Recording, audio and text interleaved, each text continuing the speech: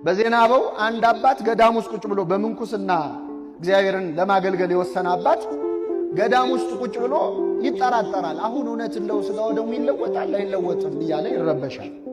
በኋላ ይህ ሰው በምንኩስና ሕይወቱን ሰጥቶ እንዴት በጥርጣሬ ይወድቃል ይልና የእግዚአብሔር መልአክ ይሄድና ለሌላ አባት ለበቃ አባት ለቅድስና ማይረግ ለደረሰ አባት ይሄድና ወንድምህ በጥርጣሬ እየተፈተነ ነውና ሄዳ አስተምረው ይለዋል።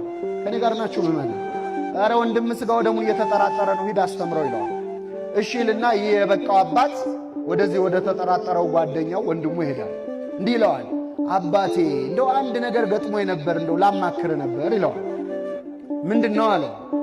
አይ እንደው ስጋው ደሙን እየተጠራጠርኩ ነው ይለወጣል አይለወጥም እያልኩ በጥርጣሬ እየተጨነቅኩኝ ነው አለ። እሱ ተጠራጥራ የወንድሙን ድክመት የማን አድርጉ ነው? እኛ ብንሆን አሁን ቀልቡን ነው የምንገፋው። አንተም ብሎ መነኩሴ እዚህ ቁጭ ብለህ ደግሞ ነው የምንለው። መልአክ ነገረኝ እኮ ነው የምንለው። እሱ ግን የራሱን ድክመት አድርጎ ነገረው። ተጠራጠርኩኝ ሲለው አይ እሱማ እኔም እኮ መናገር አሳፍሮኝ ነው እንጂ እኔም ራሴ ምን እላለሁ ታዲያ ገዳም ቁጭ ብለን በክህደት ከምንሰቃይ ለምን እግዚአብሔር አይገልጥልንም አብረን አናስቀድስም ብለው ሱባኤ ይዘው እነዚህ ሁለት መነኮሳት ቤተ መቅደስ ገብተው ማስቀደስ ጀመሩ። የሚገርማችሁ ምዕመናን ከቅዳሴው መካከል ላይ እነዚህ ሁለት መነኮሳት ብቻ አንድ በጣም የሚያስደነግጥ ነገር ተመለከቱ። ቅዳሴው መካከል ላይ ቄሱ ሀበነ የሚሉበት ሰዓት አለ አይደለ?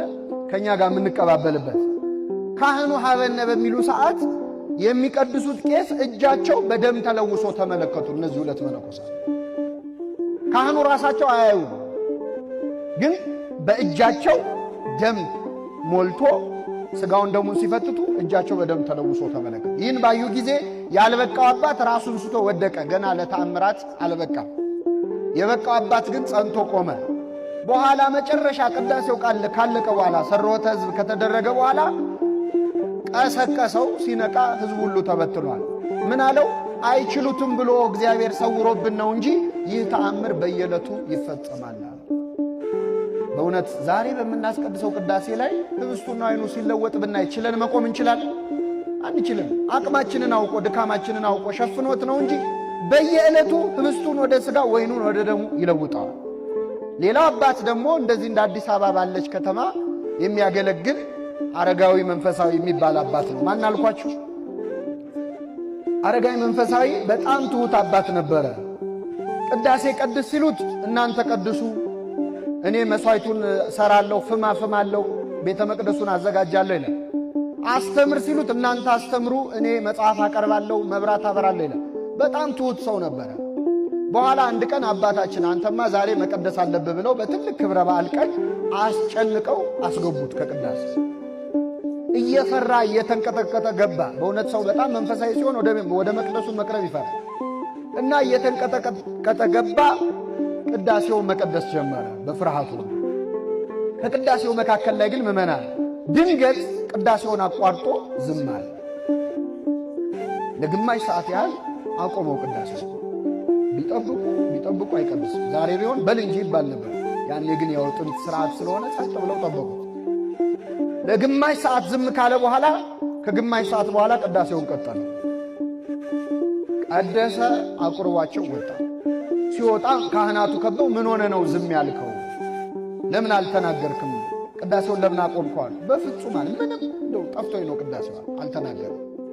ከዚያ በኋላ ይህንን አባት እዛ ከተማ ውስጥ ያየው ሰው የለም። ጠፋ፣ ወደ በረሃ መነነ ማለት ነው። በብሕትውና መኖር ጀመረ። በረሃ ላይ ሆኖ ደብዳቤ ይጽፍ ነበር ለወንድሙ፣ ለታናሽ ወንድሙ። ከዱር አውሬ የተላከ ደብዳቤ እያለ ይጽፍ ነበር። ከምን የተላከ? ማንን ነው የዱር አውሬ የሚለው? ራሱ። እና ለወንድሙ የጻፈውን ደብዳቤ ይገርማቸዋል። ለራስህ አንብበው እንጂ ለሌላ ሰው እንዳታሳየው፣ እኔ በሕይወት እያለው እንዲጻፈ እንደዚህ ያየ ብለህ እንዳታሳይ ብሎ አዞ ላከለት። ወንድሙ ሲያነበው ዛሬ አሁን መጽሐፈ መነኮሳት የምንላቸው መጻሕፍት አሉ። ከሦስቱ የመጨረሻው አረጋዊ መንፈሳዊ እና ሦስተኛው መጽሐፍ ነው። አጓጓው። ይህንንማ እኔ ብቻ አንብቤ ከምቀር ሌላ ሰው ቢያነበው ይሻላል ብሎ ጸሐፊ አናግሮ ሊያስገለብጠው፣ የዛኔ ማተሚያ ቤት ስለሌለ ሊያስገለብጥ አነጋገረ። መጥቶ ሲፈልገው ግን መጽሐፉ ጠፋበት። እኔ ምን እስክል ድረስ ለሰው እንዳትሰጥ ብሎታል። እስክሞት ድረስ መጽሐፉ ጠፋበት። ከብዙ ዓመት በኋላ ግን ያንን መጽሐፍ አገኘው። ሲያገኘው ቁጭ ብሎ አለቀሰ። ወንድሜ ዛሬ ገና ሞቷል ማለት ነው አለ። የሰወረብኝ እሱ ነው። ዛሬ ያገኘሁት ወንድሜ ምን ስላለ ነው? ስለሞተ ነው አለ። እና እዛ መጽሐፍ ላይ ያን ቀን ቅዳሴ ላይ ምን እንደገጠመው ጽፏል። አሁን ይህንን ለማለት ነው ያነሳው። ቅዳሴ ላይ ምን እንዳየ ጽፏል። እኔ አየሁ አላለም። በሌላ አድርጎ አንድ የማይዋሽ ሰው የነገረኝን ልንገረኝ ይላል።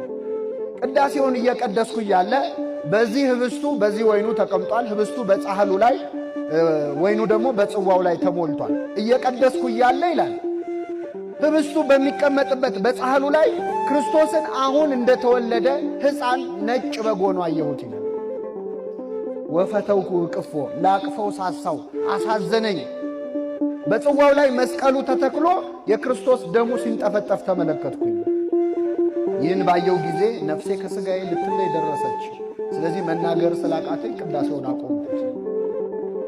ከግማሽ ሰዓት በኋላ ግን ወደ ቀደመ ዓለማወቄ ተመለስኩ ይላል። ወደ ምን ተመለሱ? ልክ እኛ አሁን ወዳለንበት ማለት ነው። ዓለም ላይ ሆኜ ይህንን ምስጢር ካሳየኝ ዓለምን ጥዬ ብሄድ ምን ያሳየኛል ብዬ ከዚያች ቀን ጀምሮ ወደ በረሃ ሸሸው ይላል። በረከቱን ያሳድርብን ምዕመናን።